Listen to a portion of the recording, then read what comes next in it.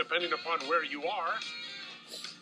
And if you happen to live in Lake Jackson, Texas, where the main streets go this way and that way, then your congressman is Ron Paul. And he's a presidential candidate, GOP ticket, and he's on the line with us right now. Congressman Paul, how are you? I'm doing well, thank you. Are you impressed that I knew about this way and that way? I was wondering how in the world did he know about that? Relatives. It's a weird town for the names of their streets, that's one thing. It is that. Relatives living in Lake Jackson, Texas. Wow, okay. So I have been there many times. So we finally meet, huh?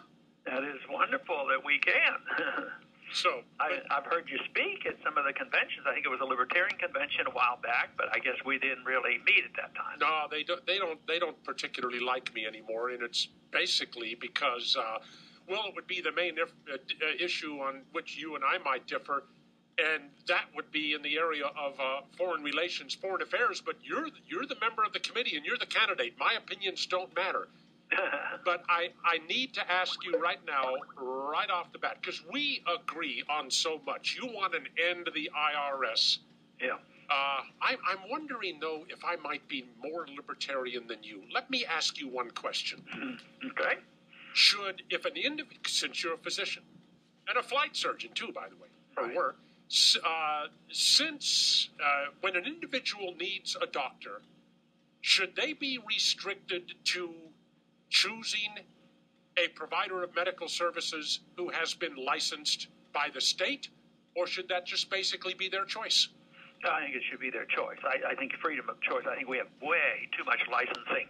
Milton Friedman was excellent on this. He didn't believe licensing tends to protect certain groups in competition. You know, why do you have to have licensed plumbers and electricians? It's all to protect some group. And I think medicine is that way, too. So I argue the case for freedom of choice in alternative care, and that states should have minimum licensing, and some could argue that we probably don't need any. Well, I would go just, if you want to be sure about your doctor, look for private accreditation behind his name.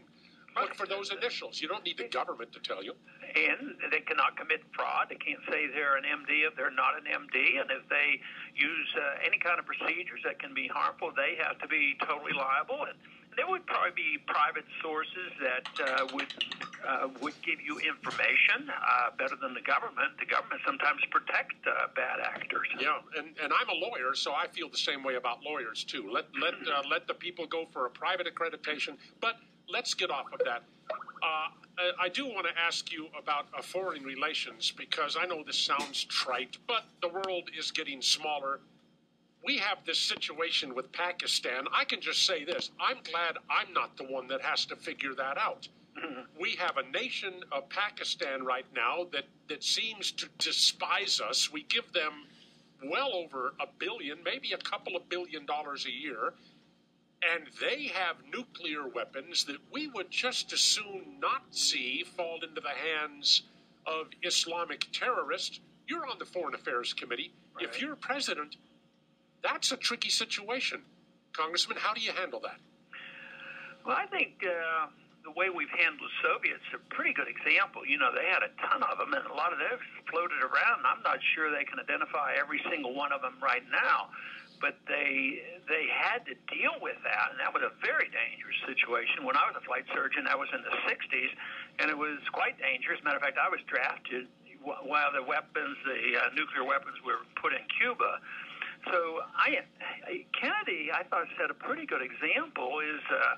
He had to deal with it, but he and Khrushchev got on the phone, and they both agreed to withdrawn weapons. We actually backed off from putting our weapons on their borders in Turkey, and they took them out of Cuba. I think it should be dealt more in that manner rather than saying, well, we have to invade them and take them over. I think that's when we get into trouble, because I think the Pakistan, I use that as an example of the chaotic foreign policy that we have, because at one time we're dropping bombs on people there that we think are the bad people, and a lot of innocent people die, and they get very angry at us.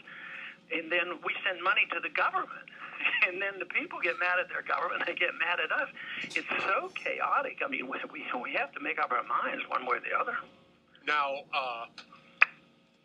your campaign, I've watched your campaigns several times, even as a libertarian candidate for president. You ran, what was it, 90, when was it? 88. But this time, more than any previous time, you are gaining traction with the American people. Is it because of the number of debates that you have participated in, or is it because Ron Paul now has a message that is ringing even more true with the people of this country? I think it's the second. I don't give myself a whole lot of credit for giving any grand speeches, but I think it's a grand message, and the message is great. But the disaster is staring us in the face. Financially, I first ran for Congress in the 70s over the financial issues and the gold standard and why I predicted and thought that government would be totally out of control if there's no restraints on printing money. So this has all come about, and we are facing our bankruptcy, although too many in Washington won't admit it. So that financial crisis is there. But even on this issue that you say that you and I probably have some disagreements, people are sort of tired of, Afghanistan, 10 years. This is why I argue the case, for the Constitution. If you have to go to war, you declare them, you win them, and get them over with. So I think the frustration with the war, the deficit we're facing, the financial crisis, and I think the fact that I've offered in a very serious manner to cut the budget $1 trillion. If it's a problem, that's what you have to do. But the other candidates haven't offered any real cuts. Nobody in Washington is talking about real cuts. They're talking about cutting proposed increases. Right. And that's quite different from what I've been talking about. That message is totally lost on the American people. That all they're talking about is, well, we'll slow down our spending increases a little bit.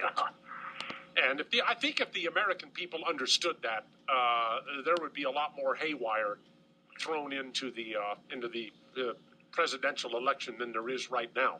But don't you think the major media have a lot to do with this? Because they never pointed out, when they talk about a cut, whether it's an entitlement or an overseas expenditure, they always talk about it as a real cut. They never explain this. So that's why it's so difficult for us to get that message out. Well, the American people know there's something seriously wrong. Well, I think the major media, the Obama media in this country, is absolutely dedicated to the proposition of reelecting Barack Obama as president of the United States. Yeah. They put him there. They're embarrassed by him, but they want to make sure he stays.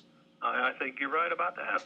So now, the financial situation in Europe. We talk about Pakistan. That's military. That's national. That is a physical threat. The euro may be caving in right now. Some people are suggesting, it's just a matter of time before the United States steps in there to bail those people out. If Ron Paul is the president, certainly we don't want to see a catastrophic economic disaster in Europe, but what do we do? Well, you have to face the reality, and the reality is countries like Greece are bankrupt, and they should go bankrupt. They should liquidate that debt and clear the board. But to keep propping them up, but we can't blame the Europeans for doing it, because we do the same thing over here. Look at our TARP funds, as well as allowing our Fed to create $15 trillion, and they've already been very much involved in Europe. And Bernanke has already just recently announced he would be available if it becomes necessary for us to even inject more funds. But I think the whole system is doomed, whether it's the euro, the European Union, as well as our dollar. It's just a matter of time. We could work our way out of it. The odds are slim. That is, we'd have to cut $1 trillion and quit printing money, and we'd have to back off on our spending. What happens if we don't? I think it's going to be catastrophic. I think it's going to be a destruction of currency. We have the biggest bubble existing ever in the history of the world, and all the currencies are connected. We do have a type of negative globalism. It's globalism, but it's all fake. It's built on debt, and that will come apart. And people will leave currencies. They're leaving other currencies, and the euro is under threat. But eventually, they're going to leave the whole dollar standard. The dollar is the reserve standard, and most people who are serious about this, whether they want the UN to establish a new currency or whether it's some of us who would like to see a gold standard, I think many people are very much aware that the dollar standard is destined to end. It's just a matter of time and how chaotic it's going to be and what it's going to be replaced by. Talking about destiny, maybe 2 weeks ago, 3 weeks ago, I came upon a video of a somewhat younger, by maybe 9 years, Ron Paul on the floor of the House of Representatives warning that if we didn't do something about Fannie and Mae, we were headed to a real estate meltdown in the United States. So you and Gene Dixon, how did you figure that one out? Well, I think I cheated by following Austrian economics and following and reading and studying a lot of people that are a lot smarter than I am who explained the business cycle. And that was the motivation, of course, for me to get involved in the 70s because this was expected to happen. And the meltdown, of course, sort of has come, but it hasn't allowed to go its full course. It's just being delayed. So the fact that they were able to patch it together, 08 and 09 by the creation of all this credit, they never have allowed the total meltdown or the correction that is necessary. So this is going to be prolongation. If that allowed it to really liquidate that debt in 08 and 09, it had been over with and we'd be back to growth again. But we're doing like what Japan has done, and they've been in the doldrums for 20 years. We did it in the Depression. We wouldn't allow the corrections to occur. And we're doing the same thing. So you can't correct the problem of too much spending and debt and inflation by spending more, printing more, and regulating more and taxing more. It just won't work. It baffles me that people don't understand this because it isn't that complex. Now, a colleague of yours for many years, Barney Frank, is not running for re-election. What's his legacy in regards to our real estate meltdown? But I think eventually his policy on housing, it was in combination with the Federal Reserve responsible for the housing bubble. The Fed had to be there to create easy credit, easy money, and free money, but it had to also be in combination with government programs that mandated affirmative action to make banks give loans to people who couldn't afford them and shouldn't have had these loans. So it was a combination of two, and I think the history will show what the contribution of both. Two more quick questions. Number one, something about Ron Paul, a big misconception or something the voters out there don't know? Well, I think all of us suffer, whether we call ourselves libertarians or conservatives, we suffer from the fact that they claim we're uncaring. And I think people who know me know that's not true because I happen to believe that if you do care about people and you care about prosperity and you want people to be employed, you have to believe in the marketplace. So it's a very, very strong motivation on my part to be a humanitarian in the sense of helping people, but you can't do that with authoritarianism. You have to do it with more freedom. Now, are you going to be in New Hampshire? I will be there either late tonight or tomorrow. I'll be there tomorrow for sure. I mean during primary time. At the New Hampshire primary on January the 10th. Oh, sure. Okay. Oh, sure. I will be sitting once again at that little table with cute Belinda sitting there, and once again, we're going to ask you to sit down and talk with us, and this time you'll do it, won't you? You mean I have refused in the past? The last time you turned around and walked away. Oh, I don't recall that. Yeah, you told Belinda. I don't know what was on my mind. Yeah. Well, maybe I just wasn't attractive. You just told Belinda, I don't want to talk to him, and you turned around and walked away. Well, You know what it was? That doesn't sound like me, but you know what it was? It was that Texas A&M ring I was wearing.